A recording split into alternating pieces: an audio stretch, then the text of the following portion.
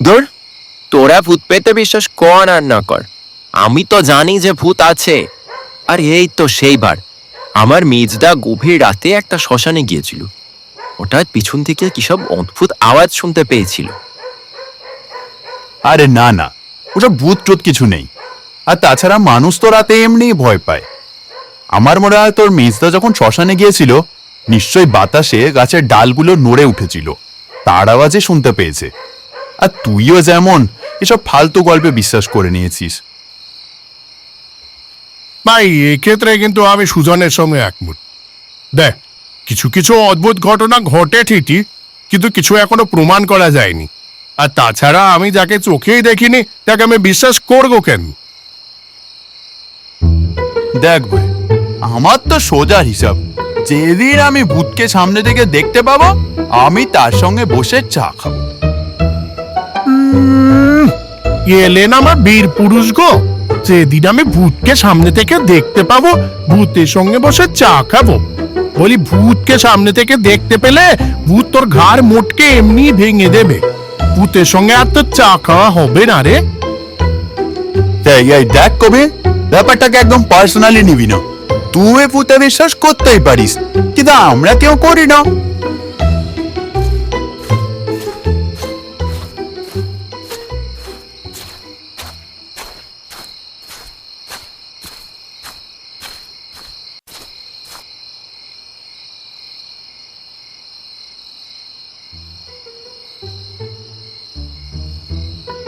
কিরে, এত কিসের তক্কাতক্কি করছিস তোরা?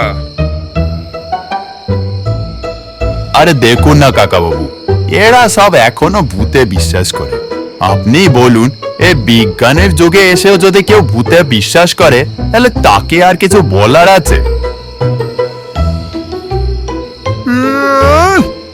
দু কলম ইংরাজি পড়ে নিজেকে বিশাল বড় বৈজ্ঞানিক মনে করছিস নাকি তুই? শোন, ভূত সবার প্রথমে তোরই ঘাটটা মটকাবে। কাকা বাবু, আপনি বলুন তো, ভূত আছে কি নেই? দেখ, আমি যখন তোদের বয়সে ছিলাম, আমিও এসব কিছু বিশ্বাস করতাম না। কিন্তু বয়স তো কিছু কম হলো না। আর তাছাড়া জীবনে এমন কিছু কিছু ঘটনা হয়েছে যে আমিও বিশ্বাস করতে বাধ্য হয়েছি যে ভূত না হলেও কিছু তো একটা আছে। কাকাবাবু, মনে হচ্ছে আপনার ঝুলিতে একটা গল্প আছে, একটু বার করুন তো দেখি। এমনিতেই বাইরে বৃষ্টি হচ্ছে।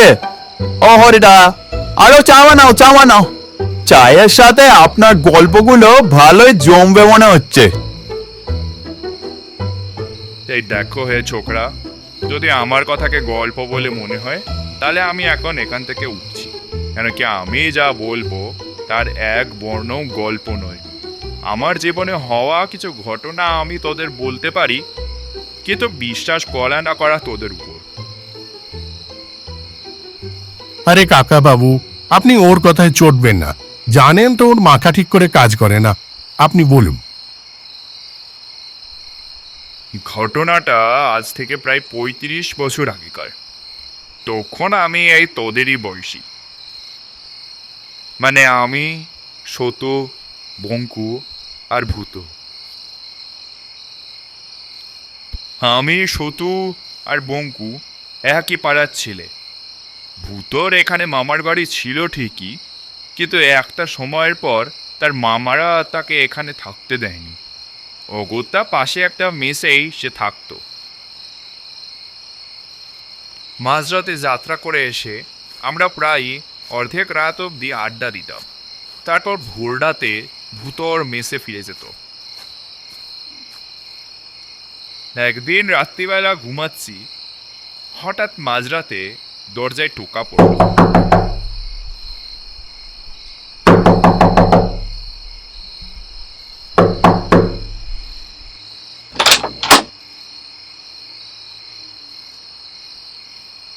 কি রে ভূত, এত রাতে তুই এখানে কি করছিস?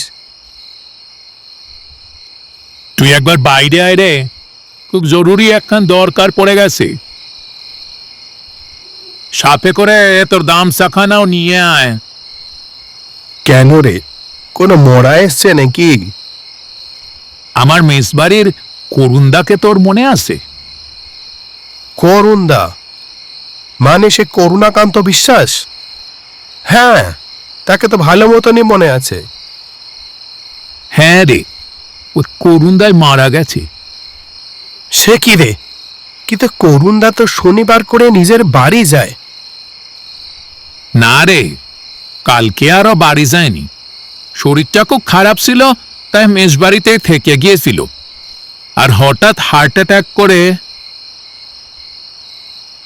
আচ্ছা, সে না হয় বুঝলাম, কিন্তু তোর মেসের বাকি লোকেরা কেউ আসেনি? না রে, কালকে শনিবার ছিল না, সবাই সে যার বাড়ি চলে গেছে। শুধু আমি একা মেসবাড়িতে ছিলাম। আর করুণদার তো নিজের বলতে কেউই নেই, জানিস তো তোরা সবই। তাই ভাবলাম তোদেরকেই ডাকি। হ্যাঁ, তা বেশ করেছিস। চল, আমরা বরং বঙ্কু আর সতুকে ডেকে নিই। বাড়ির ভিতর থেকে একটা গামছা নিয়ে বেরিয়ে পড়লাম ভূতুর সাথে। সেই কনকনে শীতে গাতে কাঁপতে কাঁপতে আমরা ভূতর সঙ্গে ওর মেজবাড়ির দিকে চললাম। হ্যাঁ রে ভূত, করুণদার বাড়িতে তো একটা খবর দিতে হবে। ওর নিজের কেউ না থাকুক, মামার বাড়িতে কেউ না কেউ তো ছিল। না রে, তারা দরকার পড়বে না। ওর কথা ওর মামারা কোনো কালেই ভাবেনি। আজ কি আর ওর মামাদের ওর মৃত্যুতে কিছু যায় আসবে? আমার তো মনে হয় না। চল, আমরাই ওর শেষ কাজটা করি। আমি মনে মনে ভাবলাম, তা বটে, বেশি দেরি করা ঠিকও হয় না। দাহ কর্মটা তাড়াতাড়ি সেরে ফেলাই ভালো।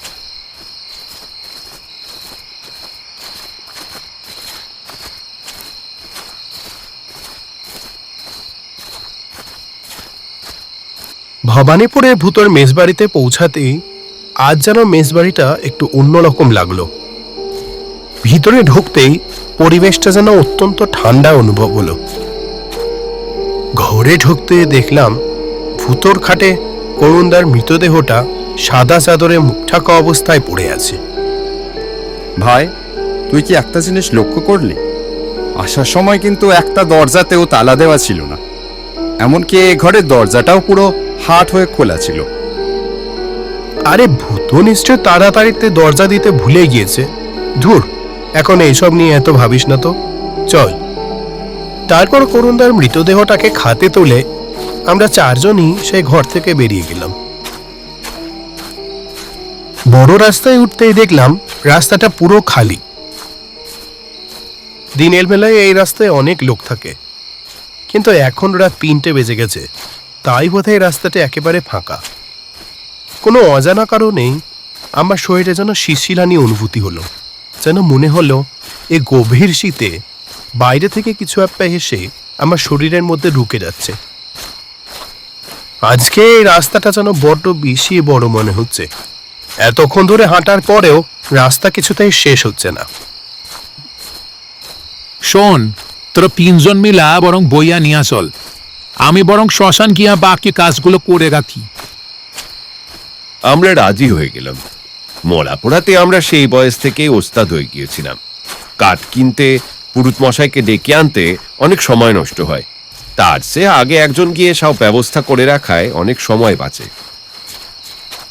ঠিক আছে, তুই দৌড়ে যা, আমরা আসছি।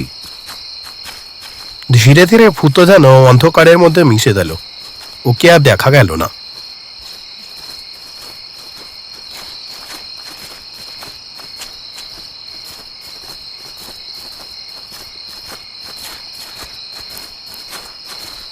যখন আমরা শ্মশানে গিয়ে পৌঁছালাম তখন ভেবেছিলাম ভূত হয়তো পুরুত ডেকে কাঠ টাট কিনে আমাদের জন্য তৈরি হয়ে আছে। আমরা শুধু পৌঁছাবো আর লাশ পোড়ানো শুরু করে দেব। কিন্তু কোথায় কি, ভূতর তো আর দেখা নেই। ভাবলাম ভূত বোধহয় এই শীতের চোটে বাইরে গরম চা খেতে গিয়েছে।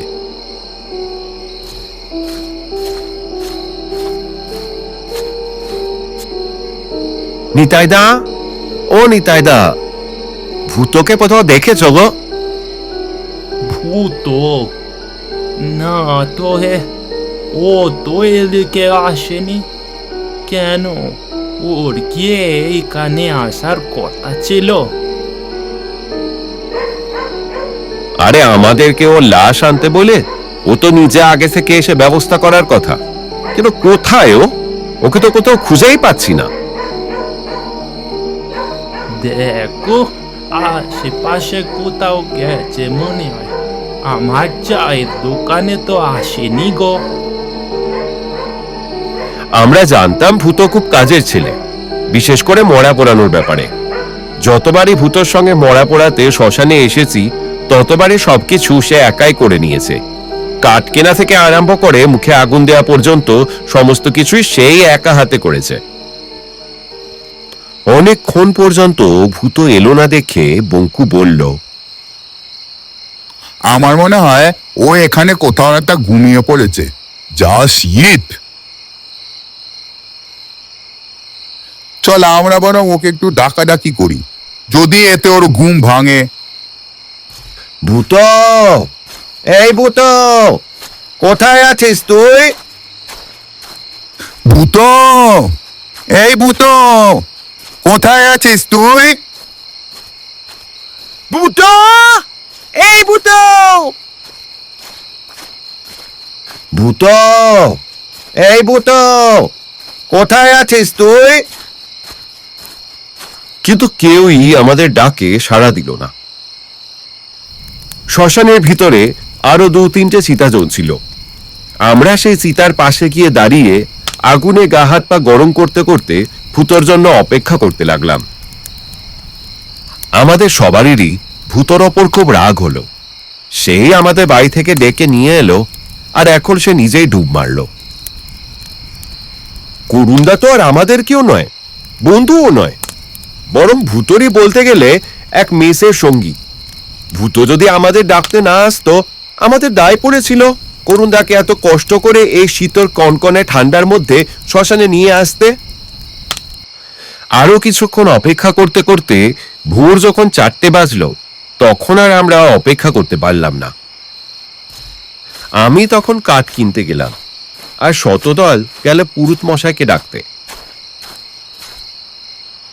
আমি যখন কাঠ কিনে নিয়ে এসেছি ততক্ষণে পুরুত মশাইও এসে হাজির। শ্মশানের ডোমেদেরও ডাকা হলো, তারা চিতা সাজাতে লাগলো। শেষকালে করুণদাকে গঙ্গার জল ছিটানোর জন্য মুখের ঢাকাটা খুলে ফেলা হলো। কিন্তু এ কি, মরার মুখের দিকে চেয়ে তা আমরা সবাই চমকে উঠলাম। আমরা সবাই অবাক হয়ে গেলাম। আমরা কি তাহলে এতক্ষণ ভূতর মরাকে কাঁধে করে বয়ে নিয়ে এসেছি? ভয়ে আমরা সবাই কাঁপতে লাগলাম। এ কার মুখ? এ তো করুণদার মুখ নয়, এ তো ভূতর মুখ। আমরা আর কেউ দাঁড়ালাম না সেখান থেকে দৌড়ে পালালাম। সেখান থেকে যে যার বাড়ি চলে এসে কোনো রকমে রাতটা কাটালাম। ভূতর মরা পুড়লো কি পুড়লো না তা দেখবার সাহস আর আমাদের কারোরই রইল না। তবে এর পর থেকে আর কেউ ডাকতে এলেও আমরা কারোর মরা পড়াইনি।